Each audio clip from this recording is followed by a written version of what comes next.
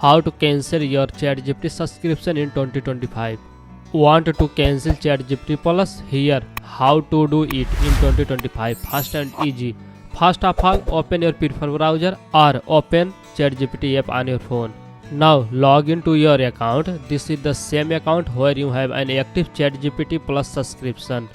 Once you are logged in, tap on the two dots at the top left corner and click on your profile icon. From the menu, click Settings. This will open the Settings panel. Inside Settings, click on Setting and Beta to expand more options.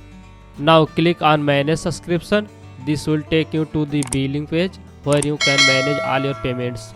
Here you will see your current subscription details. Look for the option that say Cancel Plan or Cancel Subscription. Click on that and follow this simple prompt to confirm. That's it. Your subscription will now end at the end of your billing cycle. Also keep an eye on your email inbox. You should get a confirmation email from OpenAI saying that your subscription has been cancelled. Make sure to check that to be 100% sure. If you found this video helpful, please give it a thumbs up, subscribe to our channel for more tutorials. Thanks for watching and I will see you in the next video.